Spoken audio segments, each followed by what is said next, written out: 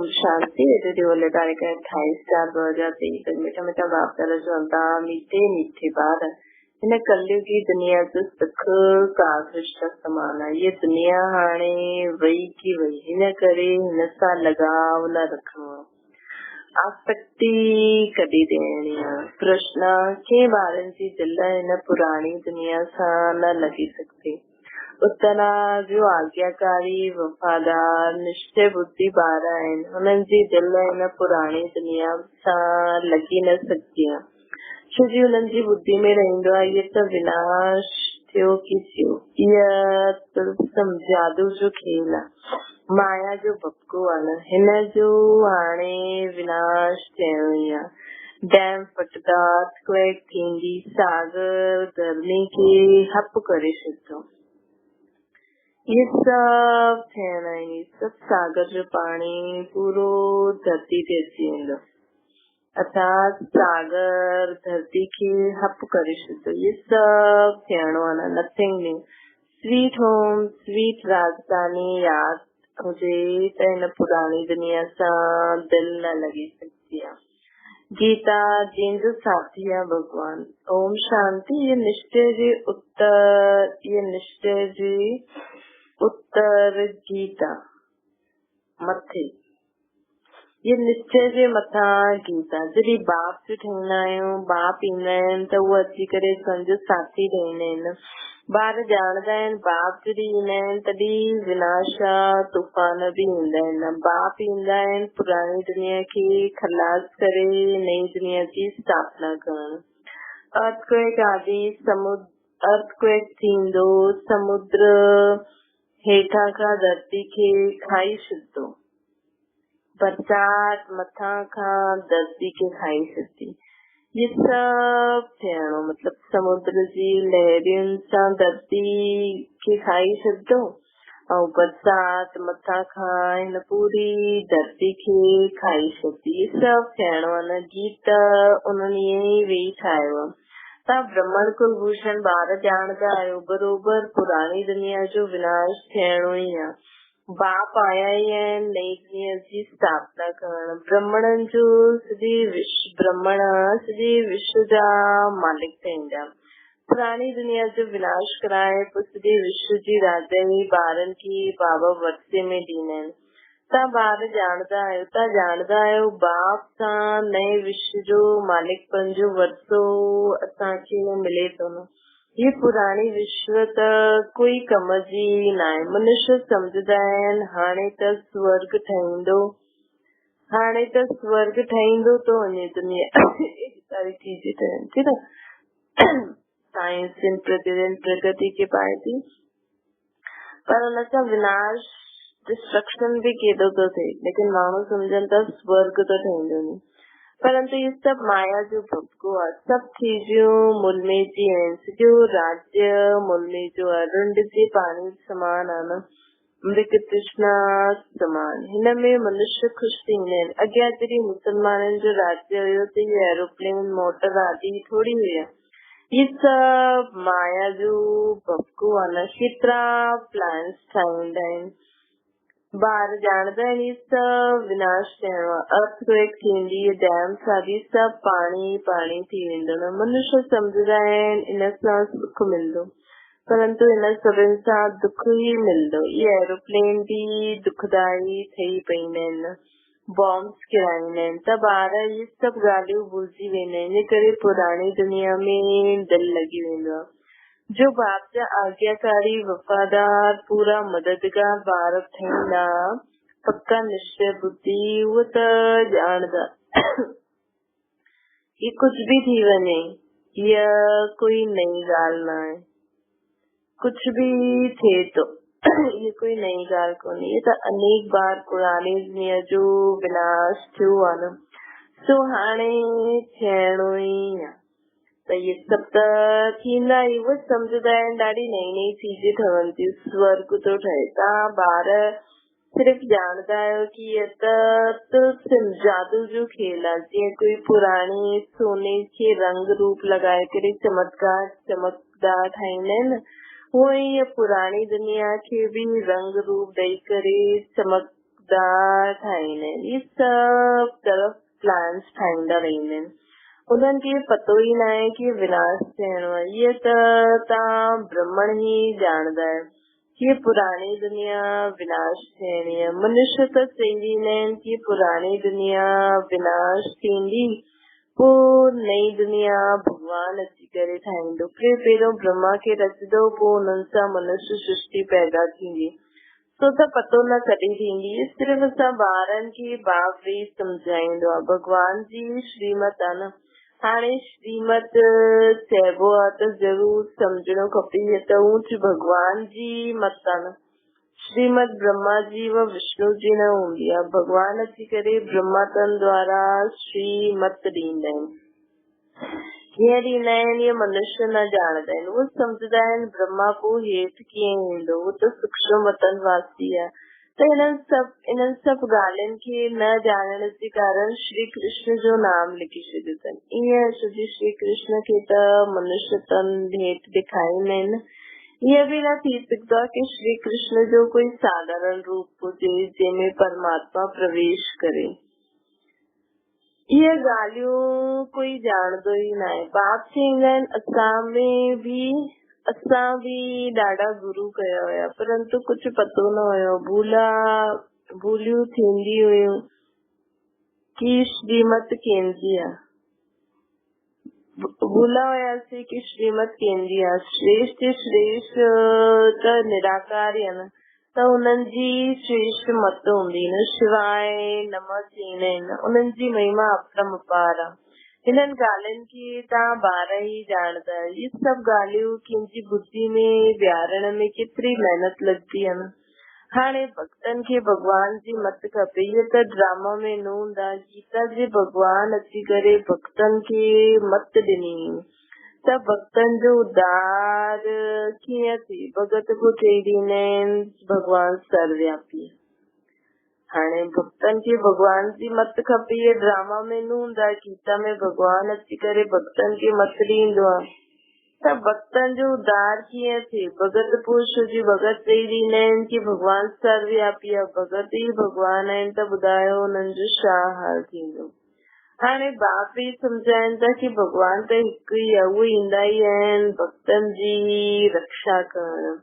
हिन समय मनुष्य सभु रावण जी शोक वाटिका में आहिनि। कोई बि मनुष्य साधु संत आदि रक्षा करे न सघे। भक्तनि जी रक्षा भगवान खे ई करणी आहे। मनुष्य ये न ॼाणदा आहिनि कि सभु पतित दुनिया नरक जा निवास करूं था। पावन दुनिया स्वर्ग खे चइबो आहे। इहे ॻाल्हियूं सम्झदा बि कोटनि में कोई। कल्प पहिरियों वारा सिकी लॻा ॿार ई ईंदा न। कल्प तव्हां सिकी लॻा ठाहींदा आहियो न। पोइ कोई त पूरो ठाहींदो आहे, कोई खे त माया कचो खाए ॾींदी आहे। बाप खे यादि न करण सां झट विकार में हली वेंदा आहिनि। पहिरियों विकार देह अभिमान आयो त पोइ ॿियनि जी बि चेष्टा थींदी रहंदी। हिन करे बाप चईंदो आहे ॿार देही अभिमानी ठहो, छो जी सभिनि खे वापसि हलणो आहे न। हिते त दुख ई दुख आहे। कलयुग दुनिया जो सुख कागुष्टा जे समान आहे। ये त सन्यासी बि चईंदा आहिनि। तव्हां बि सम्झंदा आहियो न। नरक ऐं स्वर्ग खे तव्हां ॼाणदा आहियो। नरक में त कोई सुख आहे न। नरक में कोई सां बि लगाव रखंदव त पंहिंजो पद भ्रष्ट कंदव। कोई बि चीज में आसक्ति न रखणी आहे। सम्झाइणो खपे इहे त पुराणी दुनिया ख़तम थियणी आहे। ये दुनिया कोई कम जी न आहे। पहिरियों देह अभिमान अचण सां हुननि सां गॾु दिलि लॻी वेंदी आहे। देही अभिमानी कोई न पुराणी दुनिया सां जीअं उपराम रहंदा। उहो थींदो आहे हद जो वैराग्य। इहा आहे दुनिया में रहंदे हुए सभिनि सां लगाव मुक्ति या बेहद जो वैराग्य आहे न। असां हिन पुराणी दुनिया खे भुलजंदा आहियूं। ये बिल्कुल ही दुख ॾियण वारी आहे। हिननि सां बाक़ी थोरो कम वठणो आहे। ये त दुनिया वई की वई। बाक़ी ॿ घड़ी जा असां महिमान आहियूं त ब्रह्मण ही चईंदा आहिनि की हीअ पुराणी दुनिया में ॿ घड़ी जा महिमान आहियूं। असां पंहिंजी स्वीट होम स्वीट राजधानी में वञी करे सुख भोगदासीं। असां पंहिंजी स्वीट होम स्वीट राजधानी में वञी सुख भोगदासीं। असां हाणे असांखे वञिणो आहे, ये पुराणी दुनिया कब्रिस्तान थी वियल न, हिन करे देह सभु कुझु भुलिजणो आहे। इहा शरीर पुराणी जूती आहे न, हिनखे हाणे छॾिणो आहे, योग में रहणो आहे। योग में रहण सां आयु वधंदी वेंदी त असां बाप खां वरितो वठी वठंदासीं, न वठी सघंदासीं। देह अभिमानी जी आयु वधी न सघंदी आहे, उन्हनि खे देह सां प्यार थी वेंदो आहे न। कोई जो शरीर सुठो आहे त देह सां प्यार थी वेंदो आहे, कोई जो शरीर सुठो आहे त देह सां प्यार थींदो आहे। सुठी रीति मलंदा रहंदा आहिनि, जीअं बर्तन मलंदा आहिनि न। जेतिरो तव्हां योग में रहंदा ओतिरो आत्मा प्योर थींदी वेंदी न, पोइ लाइक़ थींदा वेंदा नयो बर्तन वठण जी। असांखे हाणे न देह खां न्यारो थी बाप खे यादि करे, बाबा जी यादि जी शक्ति पंहिंजी आत्मा खे प्योर ठाहिणो आहे। पोइ असांखे सत्युग में वञी करे नयो शरीर मिलंदो न। असां शरीर खे मले केतिरो बि भले केतिरो बि साबुण लॻायूं, वैसलीन लॻायूं, पाउडर आदि लॻायूं, पोइ बि पुराणो ई शरीर आहे न। पुराणो मकान खे केतिरो बि मरम्मत करो त बि जीअं खंडर ई आहे न, त इहो शरीर बि ईअं आहे। पाण सां ईअं ॻाल्हियूं करणियूं, तॾहिं त बाप ऐं वरिसे सां दिलि लॻंदी न, कोई बि कंहिं चीज सां दिलि न लॻाइणी आहे। त आत्मा जो सभिनि खां ज्यादा मोह हिन शरीर में हूंदो आहे न, लेकिन जॾहिं असां हीअं ॻाल्हियूं कंदासीं त आत्मा जो हिन शरीर सां मोह ख़तम थी न वेंदो। ॿियो कंहिं चीज सां दिलि लॻाईंदा, छोकी पहिरियों त देह आहे न, पोइ देह जॾहिं देह सां ई लॻाओ न त ॿिए कंहिंसां लॻाओ न थी सघंदा। पोइ त बाबा परमधाम असांजी स्वीट राजधानी सां ई दिलि लॻी वेंदी न। मां आत्मा आहियां, बाबा वटि वञण वारी आहियां। बाप खे यादि करण सां फ़ाइदो थींदो आहे न, आयु वधंदी वेंदी आहे, आयु वधंदी वेंदी आहे। आत्मा सम्झदी मां योग बल सां प्योर थी थींदी वञा न। यह मुंहिंजो शरीर कोई कम जो न आहे। बसि सन्यासी पवित्र रहंदा आहिनि, परंतु शरीर त पतित आहे न। हिते कोई जो बि शरीर शुद्ध न आहे, हुते त शरीर विख सां न ठहींदो आहे न। सत्युग में इहे त ॻाल्हियूं तव्हां ॿार ई ॼाणंदा आहियो। अगरि स्वर्ग में बि विकार सां ई पैदाइश थिए पोइ त हुननि खे निर्विकारी छो चऊं। हुते त आत्मा ऐं शरीर ॿई पवित्र हूंदा आहिनि। सत्युग में असांजी आत्मा ऐं शरीर ॿई पवित्र हूंदा आहिनि। तव्हां ॼाणंदा आहियो हिन समय 5 तत्व बि आयरनेटेड आहिनि, त इहे शरीर बि ईअं आहे न, अहिड़ो मिलंदो आहे। बीमारी आदि थींदी रहंदी आहे, हुते कॾहिं शरीर बीमार न थी सघंदो आहे। इहे सभु सम्झण जी ॻाल्हियूं आहिनि न। हुते तव्हांजो शरीर बि नयो ठहींदो आहे न, सुठो प्रधान प्रकृति जो ठहींदो आहे। हुते इहे दवाइयूं आदि कुझु न हूंदियूं, शरीर चमकदो रहंदो आहे। हुते कोई बि असांखे दवाई आदि वठणी न पवंदी, हुते त शरीर जीअं त चमकदो रहंदो आहे। काया कंचन समान ठही वेंदी आहे न। हाणे त लोहे जी आहे, वंडर आहे न, काया कीअं पलटदी आहे। कोई पॉलिश त न कबी आहे न, काया हिकदमि कंचन समान ठही वेंदी आहे। उन्हनि खे गोल्डन एज चइबो आहे न। सोने जो शरीर त न हूंदो न। लक्ष्मी नाथ खे पारसनाथ पारसनाथनी चईंदा आहिनि। लक्ष्मी नारायण खे पारसनाथ ऐं पारसनाथनी चईंदासीं। उन्हनि जी शरीर ॾिसो केतिरो सुठो प्रधान हूंदी न, उन्हनि जी केतिरी महिमा आहे। हाणे त इहे 5 तत्व बि तमो प्रधान आहिनि। विख सां शरीर पैदा थींदो आहे न, हुते आहे योग बल जी ॻाल्हि। स्वर्ग में जरूर वाइसलेस वारा हुंदा ना कामा शत्रु उत्ते हुंदो ना है। बाप चईंदा आहिनि ये काम तव्हांखे आदि मध्य अंत दुख ॾियण वारो आहे न। हुनखे चइबो आहे संपूर्ण निर्विकारी दुनिया। लक्ष्मी नारायण जो पारसनाथ पारसनाथनी हूंदा उन्हनि जी दुनिया खे चइबो आहे संपूर्ण निर्विकारी दुनिया ऐं हिनखे चइबो आहे संपूर्ण विकारी दुनिया।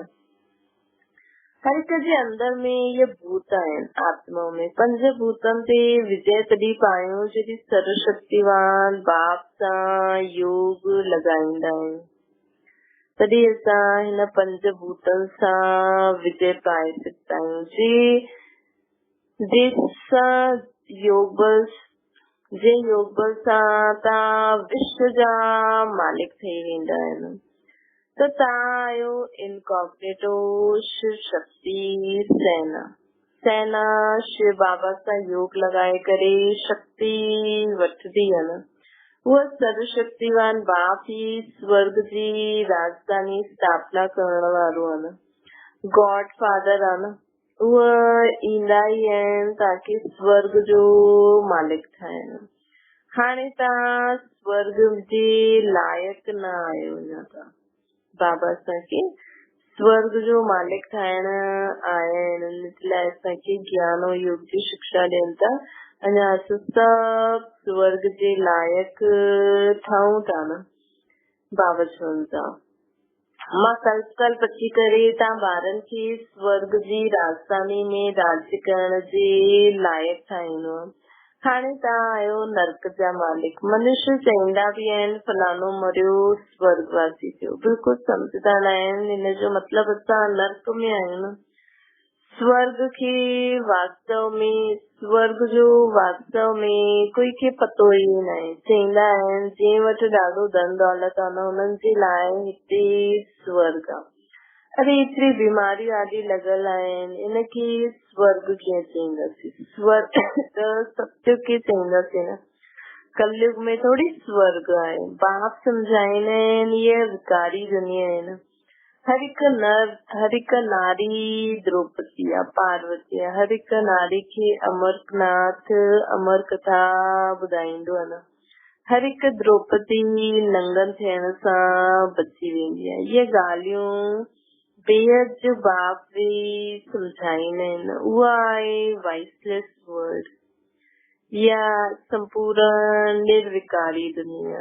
इहा आहे संपूर्ण विकारी दुनिया। हुते विकार बिल्कुल भी न हूंदो आहे। आत्मा अची करे प्रवेश कंदी त हुन समय गर्भ में बिल्कुल प्योर रहंदी आहे। आत्मा भी प्योर हूंदी आहे ईंदी आहे मथां खां। इन करे हुनखे गर्भ में भी कोई सजा न भोगणी पवंदी आहे। हिते त सभिनि खे सजा मिलदी रहंदी आहे न। अच्छा मीठी मीठी सिकिन जे ॿारनि प्रति माता पिता बाप दादा जो याद प्यार ऐं गुड मॉर्निंग। रूहानी बाप जी सभिनि रूहानी ॿारनि खे नमस्ते। असांजी भी रूहानी माता पिता बाप दादा खे याद प्यार गुड मॉर्निंग ऐं नमस्ते। धारणा जे लाइ मुख्य सार हिन पुरानी दुनिया में स्वयं खे मेहमान समझणो। देही अभिमानी ठही पुरानी दुनिया पुरानी देह सां उपराम रहणो। असांखे देही अभिमानी ठही पुरानी दुनिया ऐं पुरानी न देह सां उपराम रहणो। ॿियो आहे योग सां आत्मा ऐं शरीर ॿिन्हिनि खे पावन ठाहिणो आहे न। पुराने शरीर तरफ आकर्षित न थियणो। इन सां लगाव न रखणो। वरदान शांति जी अवतार ठही विश्व में शांति जी किरनी फैलाइण वारा शांति देवा ठहियो। जीअं नंढो सो फायर फ्लाई जुगनू परे खां ई पंहिंजी रोशनी जो अनुभव कराईंदो आहे न। ईअं ई विश्व जी आत्माऊं संबंध संपर्क में अचण वारी आत्माउनि खे महसूस थिए कि असांखे शांति जी किरणियूं इन विशेष आत्माउनि द्वारा मिली थी। बुद्धि द्वारा अनुभव करनि कि शांति जो अवतार शांति ॾियण आहिनि। चारों ओर जी शांत आत्माएं शांति चारों ओर जी शांत आत्माएं शांति जी किरणें जे आधार सां शांति कुंड जी तरफ़ खिचजी अचनि। इन शांति जी शक्ति जो हाणे प्रयोग करो। ताकि शांति जी शक्ति जो प्रयोग करणो। सभिनि खे शांति जो दान ॾियणो आहे। स्लोगन आहे जंहिंजो स्वयं ते व्यक्तिगत अटेंशन आहे उहो अंतर्मुखी ठही पोइ ॿाहिरि मुक्ता में ईंदो। जंहिंजो स्वयं ते व्यक्तिगत अटेंशन आहे उहो पहिरियों अंतर्मुखी थींदो पोइ ॿाहिरि मुक्ता में ईंदो। अच्छा, ओम शांति।